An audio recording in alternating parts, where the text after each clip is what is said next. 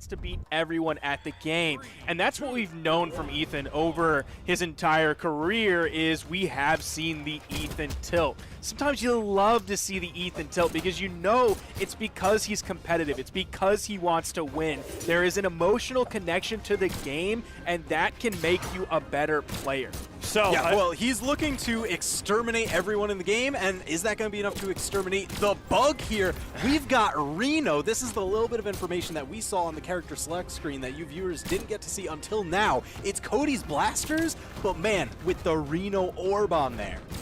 And this is something that could kind of launch Cody into sort of the more modern version of Brawlhalla. You aren't seeing a lot of people playing Axe too often anymore in those top 8s, in those top 6s, in those top 3s. This orb could be the injection that he needs to be more modern in his character picks, to kind of give him a better edge than the Axe would give him in the past. Yeah, and in addition to the point that you just made, Sparky, one of the other legends that Cody has shown in tournament before was Petra, specifying the orb. Oh right? no!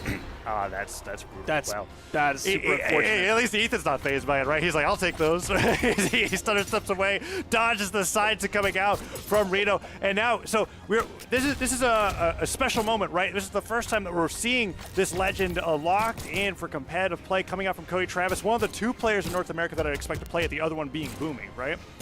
Cody on blasters and orb, doing super well so far. They're opening this match using that neutral signature. And Reno, as we go on TWK, we'll talk a little bit about some of the more special properties of his signature kits. But on blasters in particular, 2 things that he can do is if he slide charges the side stick, he basically flies out there, right? And the distance is so far, and the down stick you can hold while in space. And it's like a mixture. Nice side air from Ethan. But it's like a mixture of like an Ulgrim chainsaw thing, but also a Wushang positioning thing when it comes to where you are while you're blasting it. Reno has a lot of interesting tools that blasters have not had before, but so far Ethan seems to be dealing with it just fine. Yeah, I mean, he's got a lot of sneaky options, and he's going to have to reach into that bag of tricks, because right now, he's down by a stock. Now, that dash jump recovery almost knocked out Ethan, but Cody's got a little bit more to go. Now, boys, I do want to mention something that was sort of an opinion that a lot of people had in the past. Right when Orb came out and people were thinking about picking it up, a lot of people, specifically like Isidru and maybe Boomy at the time as well, were like, hey, Orb is like Axe, but a better version of it.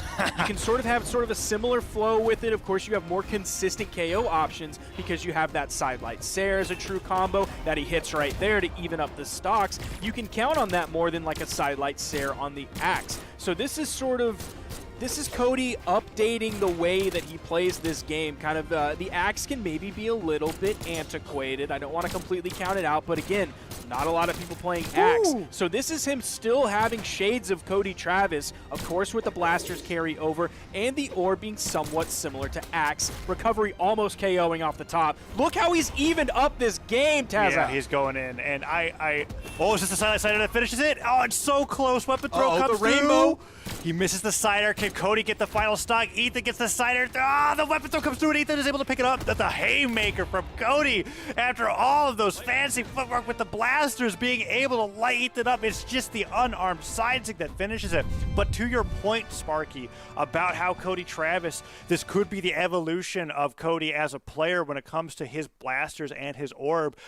I think it's all going to come down to how quickly and how interested Cody is in mastering the signature kit on Reno. As we've seen before with his legends, I feel like the thing that really highlights Cody as a player is how great he got with Barrasa's signature kit, the down sig on Axe, the neutral sig on Axe, or the down sig on Vrax's blasters, being able to snipe people up in 2s. Is this going to be the stock? He dodges back, he avoids the ground pound, weapon throw comes through, but Ethan continues the exchange. TWK, it's been a crazy opener here, as we're just capstoning Cody Travis's evolution to Reno as a legend Bane potentially. I mean, but this is what we saw from Ethan and why he was able to beat out Stingray. Those openers, that play off the side almost took out Cody Travis like 20 seconds in. Cody managed to skate by the skin of his teeth every single time, but I don't know if he can keep that up. The damage is certainly building. Whoa. Neutral sig coming out. Man, look how far that second blast of that reaches. That gives him so much room. Yeah, gives him a lot of room, and a lot of the times, or you can decide basically between whether or not you want to use it as a long-range sniping tool or as a combo tool, because at certain amount of damages, if you hit with that first blast, it will chain to all 4 blasts, really getting you the maximum effect of that signature. Cody, however, unarmed, can't make it back. Ethan down airs him, and finally finishes the offstage exchange that happened at the beginning of the match in his favor, 3-2 in game number 2. Yeah, but here's the thing. Cody, he managed to tie up the damage considerably. If he had lost that stock 20 seconds in, and now with the head bonk, just dropped the ball on him. And now Cody, he's right in this. He saw he got the knockout, interrupting the recovery on that, and then all it took was that little toss down, just a little bonk on the head with the orb. Now back to the blasters in hand, and we are basically even, holding that one, hoping Ethan would fall into it. Not quite. Ethan stayed high enough and then got away from it. D-Light Dare. Ethan didn't even look for the immediate reset. That was something he was going for in the past. Didn't quite have the positioning for it. Didn't want to burn anything to get there. Man, Cody has been doing a really great job threatening space after landing a downlight down air or neutral light, using his chase dodge, pivoting it and X-pivoting it to try to get as many different places covered as possible to keep Ethan on his toes. And there it is, right? The downlight into pivot nair. Catching Ethan off guard. That ground pound doesn't catch him, and Ethan with the perfect neutral stick punish. We've been seeing Ethan do that so much earlier on in the tournament, and now bringing it into this matchup against Cody is able to take the lead once again in game number 2. But we saw the situation last game, and Cody just barely brought it back for the win.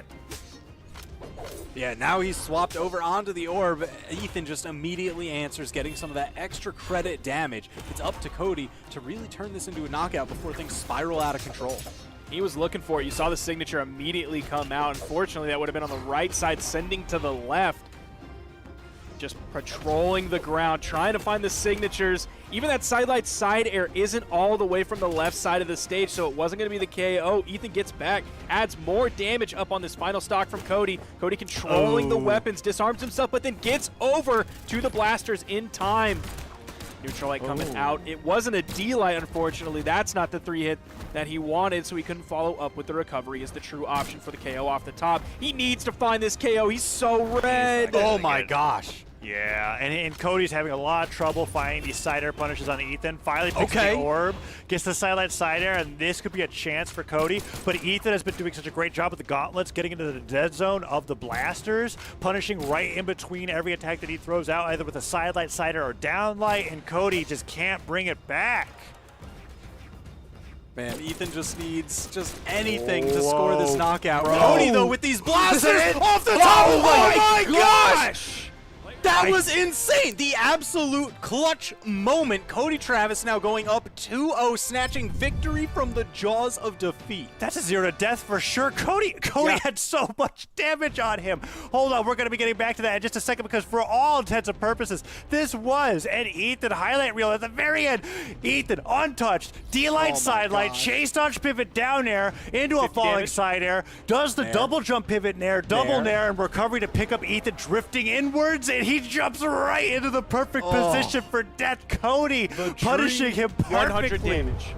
That final blast added up 100 damage from white to 50 to orange on the final blast for the KO off the top, using that little bit of extra strength he gets in, putting that point from dexterity into force for 4 to 5. You're right, actually. That definitely was why that worked. If he didn't do that, that would not have been the stock. Whoa, what a crazy comeback. I can't believe he did it. I can't believe it. And on Demon Island, of all places, he had no platforms to help him. I know. Oh, man. So Ethan, he's staying with Val all the way through, just like last set. But, man, now he's got to make the reverse 3-0 comeback. This is a tall order. Oh, man. I can't get over that ending, dude. That was insane. Like, I saw the 50 damage come out. He turned yellow, and I was like, oh, my God, Cody is goated. And then he just kept going. And when was it going to end? When was it going to end? I mean, that's why Cody's such a fan of team combos, right? He's brought it into singles. That's what Orbot's doing there, right? Oh, look at that! Exactly! He's sliding him into the orb as it falls down. Is doing its job. He's got partners with the weapon tosses. He's partnered with your dodge. He's got all the sponsorships. Oh, Duke man. might have been right putting Cody in his top 3, but nah, he didn't know this. He didn't know about the Reno, okay? You're saying that Duke got lucky? It's like Duke was just so guessing lucky. wildly. And I'm gonna be so stoked for Cody if this Reno becomes like the new main, but like Duke got lucky. I'm gonna put that out there right now. All right. Preemptive call-outs for Duke there. Oh, the gravity cancel down sig. TWK, fun signature there that he was just able to use. Being able to use that sort of like as a movement maneuver, as well as if you gravity cancel it, you don't get the contact with the ground, so it reaches a little bit further. But that stocks even up right away, 2-2. Nice being able to see Cody start to connect with some of the other more unique signatures of Reno's care. Yeah, I'm really enjoying this Cody Reno. I mean, it is a bit of a departure, but man, his blasters are just clean no matter who he's playing them on. Oh, man. This is the matchup that Cody wants for sure. Going against the sword, something he's much more comfortable with against the blasters. Down air hits, side air on the way back down. Neutral sig hoping that he gets anything with Ethan's dodge gone. He tries to dodge the neutral side, but the tail end hits it, but the down air hits. Can he get the side sig? He does. Oh my gosh. Disarms him, Sparky. He's going to continue to deny the weapons, but with that dodge gone, it doesn't even matter. Cody continues to put on the pressure. Look at how far that signature actually moves Cody. It goes far. It has like a good range, but it like continues to move you after. So he uses it and he goes so far away from Ethan, even when he misses. Yeah, that's where you see Ethan, you know, he might want to start going up above it. Couldn't get over it that time, falling down with the down air. Expected maybe a little bit of a dash approach. So now Ethan on the back foot. Down last stock, potentially last stock of the winner's bracket for him. Yeah, and he keeps hitting these down air, side airs, and then he delays, waits to see what Ethan does, and then the dash jump recovery always connects right afterwards. Neutral light catches him on the way down. He doesn't get the nair after, but he's not getting punished in the gravity cancel down light. Pivot, nair, tries to get the neutral stick, but it doesn't matter. The dares, the stairs, and nairs, double nair, triple he's nair. red. Cody's just destroying him, and I thought that was going to be the charge side stick at the end of it. No, Ethan brings in his own charge side stick, and we saw Cody in this position last game, but now Ethan has switched spots. Does that mean Ethan gets the 0 to death of the gauntlets? We're about to find out. Cody just looks so confident throughout this entire game. It's not like Ethan isn't super far behind. Like he's a really good player, so he's finding hits, he's finding contact. But the way that Ethan looks compared to the way Cody looks, there's just such a difference in confidence here, and everything is with Cody Travis right now. That side air is going to finish that one up, and that is a 3-0. The metamorphosis of the caterpillar into the butterfly. Even though Reno has a moth skin, y'all have to consider giving him a butterfly skin, because this is the metamorphosis of Cody Travis. I thought you were going to say float like a butterfly, sting like a get the bee skin in there too. But man, Cody, absolute dominance. Yeah, that was incredible. That is exactly what I was hoping to see from Cody Travis.